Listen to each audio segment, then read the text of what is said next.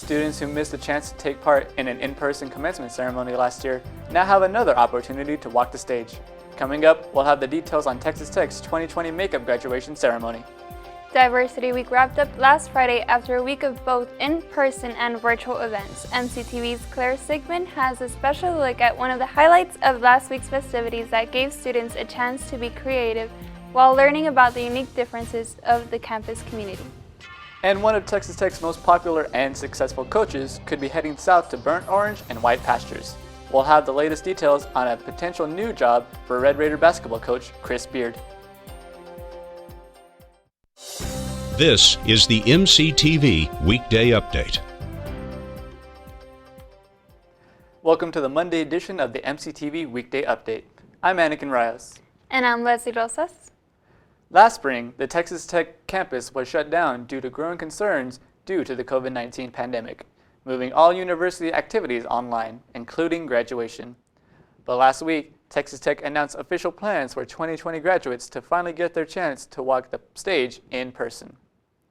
On Friday, the university sent out a press release announcing that May, August, and December 2020 graduates now have the chance to take part in a makeup commencement ceremony later this spring. The ceremony is scheduled for 6 p.m. on Friday, May 7th at Jones AT&T Stadium. 2020 graduates from the university's 10 colleges, along with the graduate school and university programs, will join together in a mass ceremony. The press release also stated that any student interested in participating in the May 7th graduation exercises needs to RSVP by Sunday, April 18th. Once their spot is reserved, they will receive a follow-up email on April 21st with a link to request tickets for guests wanting to attend the ceremony. At this time, there is no official word on how many guests will be allowed per graduate at the makeup ceremony. Friday's announcement comes exactly 2 weeks after President Lawrence Skubanix first informed the campus community that in-person commencement would take place in May. At the time, a survey was sent out to the members of class of 2020 to gauge interest in the proposed makeup graduation ceremony. Originally, university officials considered offering multiple ceremonies during the weekend of May 6th through 8th, but Friday's announcement narrows the options down to a single event. Along with the makeup commencement exercises, the spring 2021 graduation ceremonies will take place the following weekend on May 14th and 15th. If you would like to reserve your spot to walk in the 2020 makeup ceremony, visit commencement.ttu.edu and click on 2020 Commencement RSVP. In other campus news, several groups came together last week to celebrate this year's edition of Diversity Week. Last week's schedule included several in-person activities, including one option that gave students a chance to get creative while learning about the university's diverse community. MCTV's Claire Sigmund stopped by the new Red Raider Plaza to find out more. Last week, the Texas Tech campus celebrated Diversity Week with 5 days of virtual and in-person events, including one fun and free event on Wednesday. Here at the Thai Diversity event, students can choose a t-shirt and dye it to make their own unique design while learning about Diversity Week. So I started at the table over there and I grabbed a shirt and they soaked it for me, and then I came over here, picked my colors. I chose red and black and just put them all over the shirt, and then they gave me a bag with the care instructions on it afterwards. Student Lauren Allen says that this event is a great way for students to learn about the meaning of diversity. I always like to come with my roommate because we always make like super different shirts, but they're both always super cute. Like I love both of them. So I guess if you want to speak like metaphorically, it's just everybody has their differences, but we're all beautiful in our own way. Thai Diversity was one of several events held last week that encouraged students to engage in difficult topics while taking a break between classes. I think it's just a good conversation starter. I personally believe that the best way to have any kind of healing, racial, ethnic, religious, political, is to have open conversations and to be okay with being uncomfortable and diving into not so talk about topics. So I think this is a great conversation starter and having an opportunity to express oneself. Last Wednesday's event was hosted by the Office of Risk Intervention and Safety Education. Peer educator Joya Sujoku says the RISE office offers a multitude of free services for students that focus on personal health and wellness. So we really focus on prevention and wellness education for students and anybody on campus really. We focus on stress management, sexual health, sexual assault and consent, healthy relationships, alcohol and other drugs, and a multitude of other workshops. Alan says Rise was a big help in her early college career as she adjusted to life here on campus. So freshman year, we were going through like kind of a rough time, me and a couple of my friends, and I went to the Rise office like once a month and talked to one of the people over there, and she was super helpful. I really don't think I would have made it through that semester without the Rise office. Although dyeing a t-shirt may not seem meaningful to some, for Alan, the event provided her a unique keepsake to act as a reminder of the importance of diversity. Just keeping in mind that like our shirts may not be perfect and like we're not perfect as people, but loving each other and loving ourselves, loving our shirts that we made that may not turn out how we want them to, loving them despite the differences and the flaws. For more information on the Office of Risk Intervention and Safety Education, visit rise.ttu.edu. For MCTV, I'm Claire Sigmund. The Office of Risk Intervention and Safety Education played a big role in last week's Diversity Week celebration, and RISE has been one of the more active groups here on campus since in-person instruction resumed in the fall. Over the last few weeks, RISE has been tabling in the Sub-West Plaza to bring attention to topics important to students. Today, RISE peer educators were available from 11 a.m. to 1 p.m. to help students learn about drug awareness. Students stopping by had the chance to play a game and win a prize while learning about drugs, addiction, and making smart and healthy choices when it comes to drug and alcohol use. RISE also had several pamphlets, swag, and other items available to educate students about drug use. And the peer educators were also on hand to answer questions for anyone stopping by. If you would like to learn more information about the Office of Risk Intervention and Safety Education, visit rise.ttu.edu. Racism has been a hot topic throughout the United States after several incidents resulted in protests and riots last year. Even though Lubbock was largely untouched by last year's events, one local artist is working towards unity in the hub city. On Saturday, the East Lubbock Art House was the starting point for the first ever Walk to End Racism. The event started at 10 a.m. at the Art House located at 405 Martin Luther King Jr. Boulevard and made a loop through the East Lubbock area, following South Broadway and Parkway Avenues. This weekend's event was organized by Danielle East, artist and owner of the East Lubbock Art House. East came up with the event to fight racism and bring attention to a part of the city that has largely gone unnoticed as Lubbock has continued to grow and expand.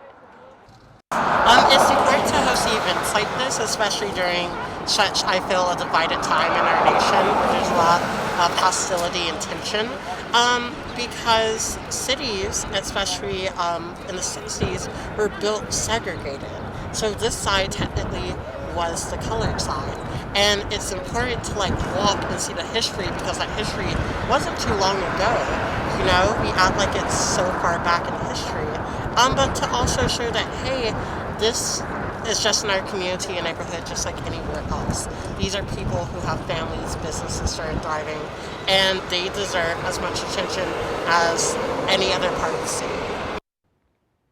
Saturday's Walk to End Racism wrapped up at 2 p.m. at the East Lubbock Art House.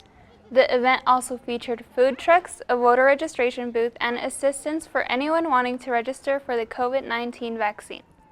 The East Lubbock Art House hosts regular events and maintains several art galleries that are open to the public. For more information, visit eastlubbocarthouse.org. It was a pretty nice weekend here on the South Plains as spring conditions made a return to the area. Temperatures climbed into low to mid-70s on Friday, Saturday, and Sunday, and we even got a break from the windy conditions we saw most of last week. So with the month ending this week, is March headed out like a lamb or a lion? MCTV's Madison Hartin joins us in the studio with the latest look at the forecast. Madison? Thanks, Anakin. Well, you are right. It was an awfully beautiful weekend that we had over the last few days. It was sunny and bright, and we didn't manage to see much wind come through the area.